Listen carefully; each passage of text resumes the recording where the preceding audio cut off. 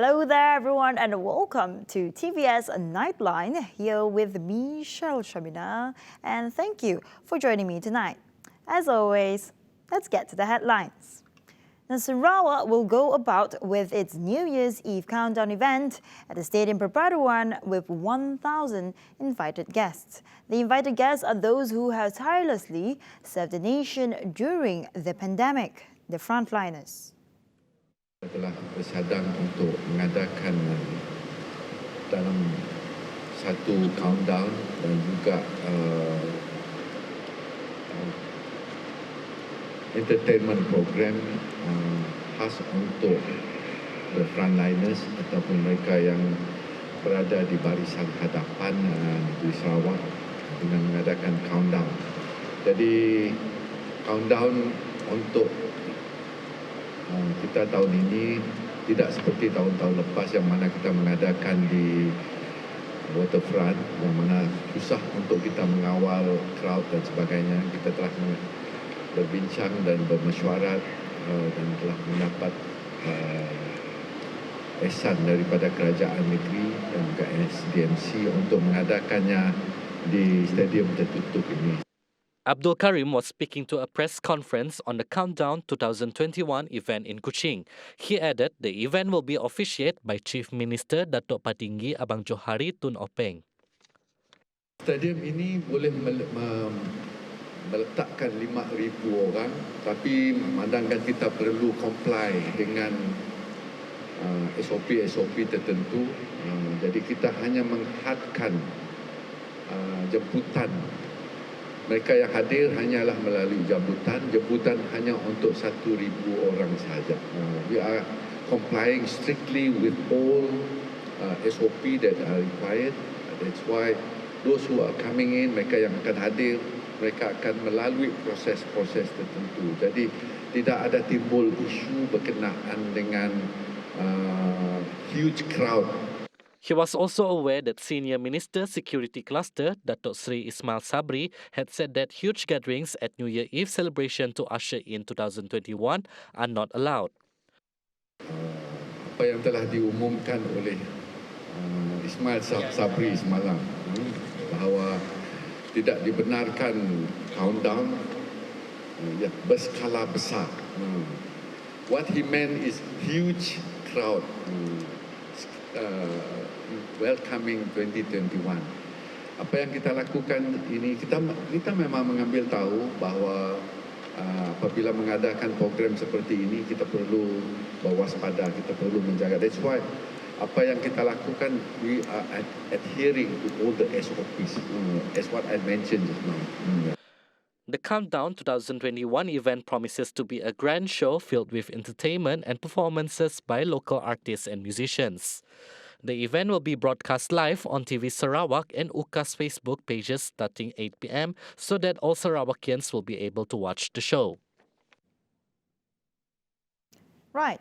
Now, meanwhile, the Sarawak State Disaster Management Committee, or SDMC, will intensify surveillance on a quarantine situation for COVID-19 in Sibu. This became a concern due to the fact that Sibu does not have enough designated hotel rooms for quarantine. Kita mendapati ada juga orang Sarawak pintar kerana dia tahu Sibu tidak cukup bilik hotel. Jadi kalau terbang melalui Sibu, masuk Sarawak through Sibu, the probability for them to get home quarantine is very high. Jadi kita ada data-data menunjukkan itu. It's very dangerous because we have a case in Bentulu di mana dia was given home quarantine dan didapati positif. According to UGA, the committee found that returning Sarawakians have opted Sibu as the preferred destination with high probability of getting home quarantine. We have not won the war. Even though angka-angka kita nampak rendah, tetapi baru-baru ini ia menunjukkan peningkatan, bahayakan. Dan kita berharap pada nyambut perayaan 31 bulan Disember ini, please avoid visiting friends and gathering more than 20 people dalam satu rumah. Kerana kita tidak tahu COVID-19 ini boleh di mana-mana.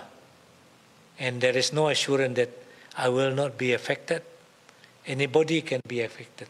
Meanwhile, in addition to reduced amount of flight to Sibu, Chief Minister's Political Secretary Michael Tiang urged the government to establish additional quarantine centres in Sibu. I support the notion that we reduce the daily flight from Semenanjung to Sibu so that we reduce the passengers and also the numbers of passengers to do the quarantine as required by SOP. Or I urge the government to open up a government-supported quarantine center, which is not hotel, but a quarantine center set out at the. I heard there's a place which can serve as a quarantine center. I know the accommodation, the facility is not as great as what we have a quarantine center at a hotel, but at least we have another quarantine center to accommodate the inflow of passenger flying into Sibu from Semenanjung. I agree with the government initiative of reducing the flights coming in from KL. I think government should get more hotels involved for the quarantine process. Right. As we dive into the tourism sector, local tourism industry players are urged to always garner new ideas to ensure the sustainability of their product and further attract tourists. Now, this will be done through cultivating innovation and creating attraction even in the global market. According to Minister of Tourism, Arts and Culture, Dato' Sri Nancy Shukri, innovation will be an important aspect for the national tourism policy from 2020 till 2030. Industry players kita mahu semua seluruh masyarakat untuk embrace ini innovation supaya kita dapat introduce new product. So kalau kita banding dengan Singapura, ya mereka lebih cepat maju daripada kita. Kenapa? Sebab dari segi thinking mereka adalah innovative thinking. She said so while being a guest at TVS own program Sejahtera Asia on Tuesday. Nancy also added that stimulation packages provided by the government will not only benefit tourism industry players but also the citizens. Tapi semuanya ini dalam stimulus package kita untuk barang craft. Kalau beli katalah harga dia RM100, kita dapat potongan RM30. Kalau you gandakan lagi dapat RM60. So ini menggalakkan orang membeli craft tangan Malaysia sahaja. Malaysia bukan negara lain ya. Kalau beli batik Malaysia saja. Bukannya batik dari negara luar. Jadi kita memberi discount voucher. Naik bas ke, naik kereta api ke, ada discount voucher. Nak pergi bercuti, pergi mana-mana, ada. Pergi ke zoo ke, ada discountnya. Economic stimulus packages, which includes Prihatin PKS and the National Economic Recovery Plan, will boost the domestic tourism industry in Malaysia. These are among the government's initiatives to assist industry players as well as recovering the tourism sector, which has highly affected by the COVID-19 pandemic. The relocation of Shell's regional office to Miri in onshore upstream activities will be a huge impact in the economic sector in Miri. According to Deputy Minister Dato' Amara Wang Tengah Liasan, Shell's decision would involve about 2,000 of its employees from Kuala Lumpur and Sabah. He added that the involvement of Petroleum Sarawak Berhad Petros will enable Sarawak take control of the oil and gas resources. Through the issuing of mining leases to Petros for Adong Kecil West in Miri and Nkambang, south of Maruji, and a prospecting license for exploration of commercial-scale hydrocarbon. Now, two mysterious metal tanks have been discovered buried underneath Lutong Beach. According to Deputy Minister of Tourism, Arts and Culture, Dato' Sebastian Ting, this matter will be investigated by the authorities.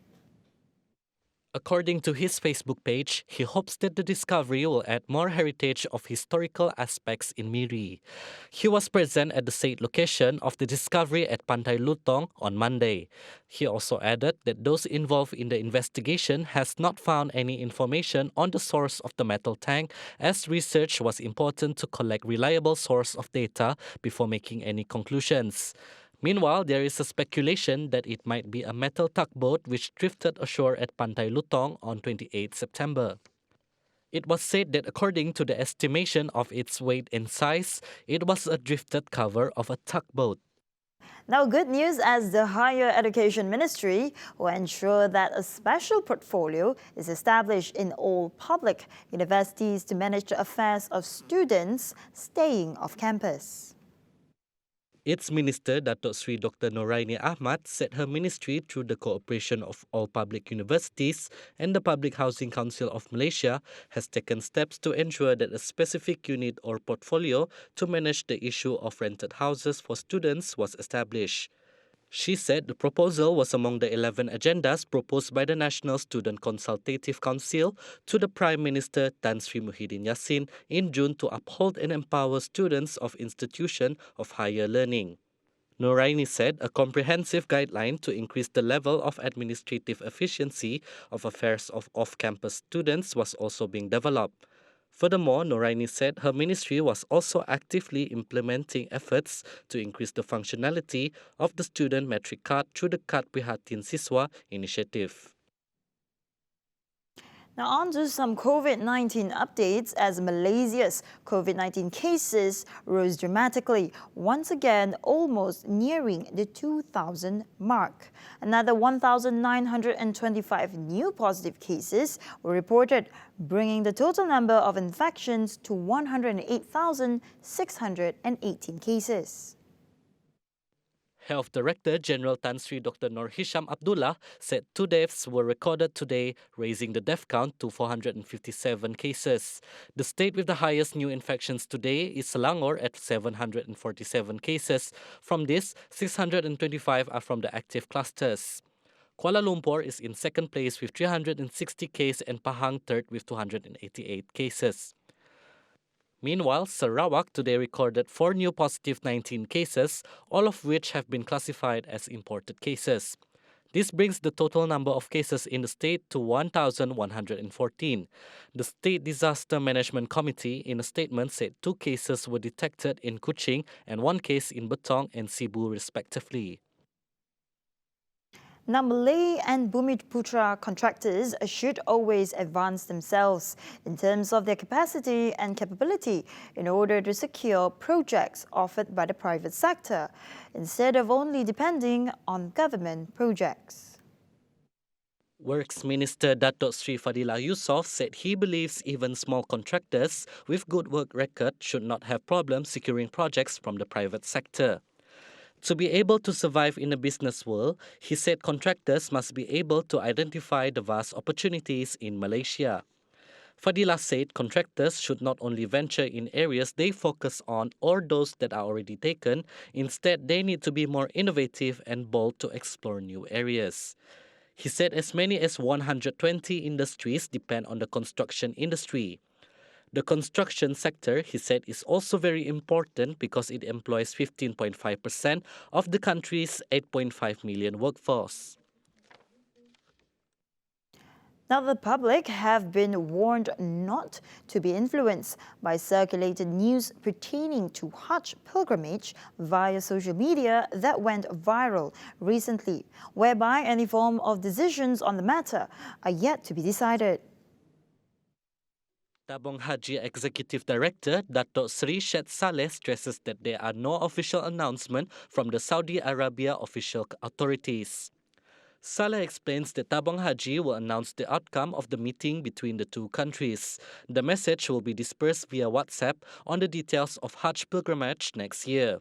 This includes flight schedule, wukuf date, quota of pilgrims, Hajj costs, as well as the standard operating procedures that will be set due to the COVID-19 pandemic. Because of the fake news, the public are required to refer directly to Tabung Haji to get accurate information.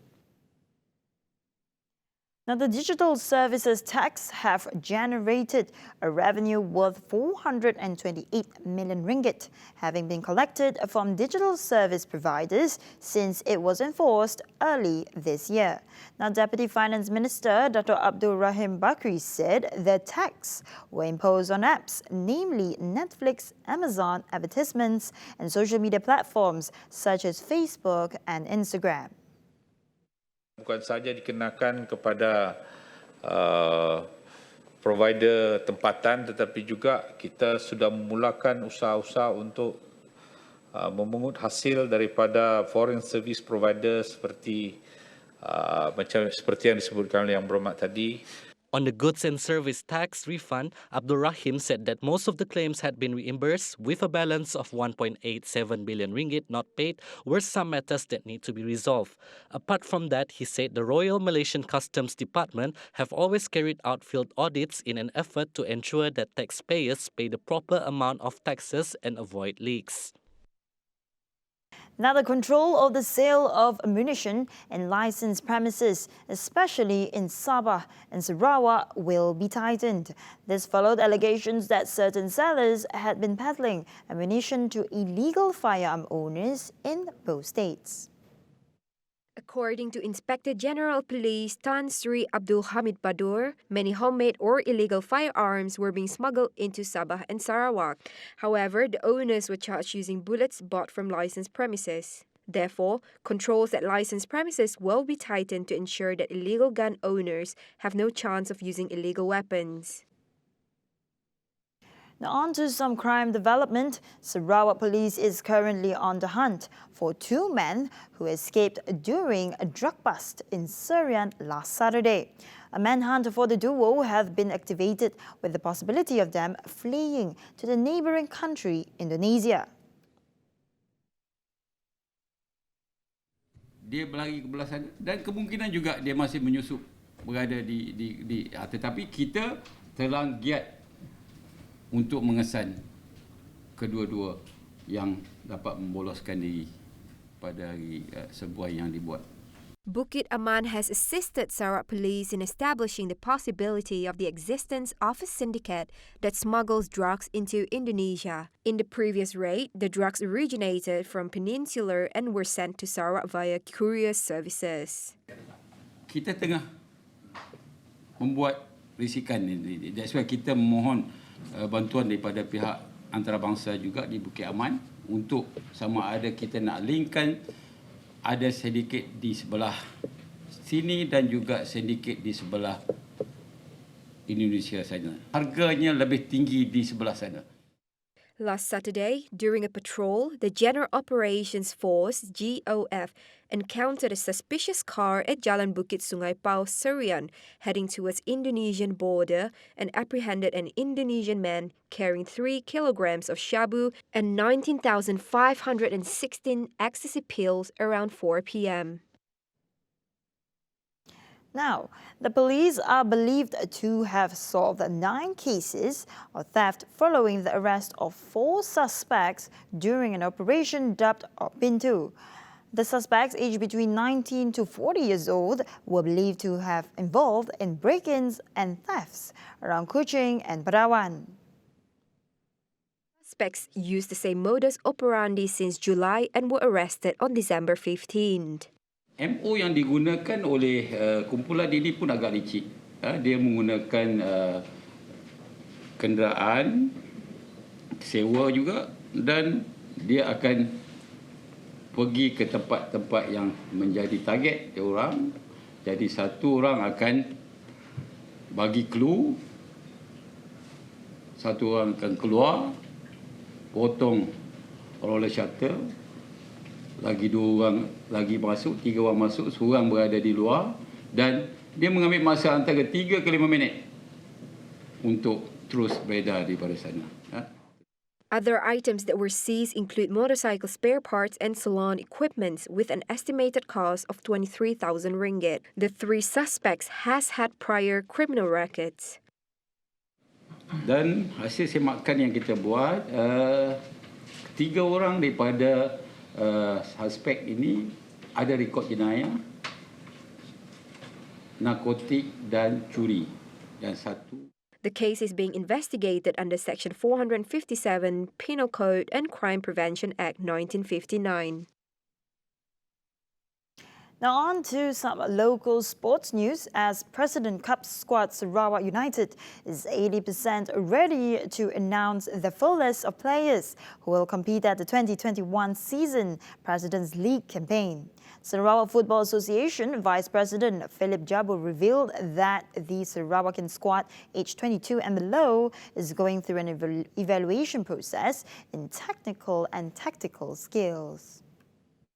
Persiapan pada masa kini di mana Sarawak pasukan representasi kita telah pun menghampiri 80% persiapan dia sehingga kini lah. Jadi kita masih ada ruang lagi untuk mempertengahkan beberapa bakat baru mana yang kita telah pun pilih semasa peranan persahabatan di Miri dan Bintulu tempoh hari. Dan kita panggil beberapa muka baru untuk diserap ke dalam pasukan. Philip said this when contacted by TVS. He added that several new faces will be revealed in early February 2021.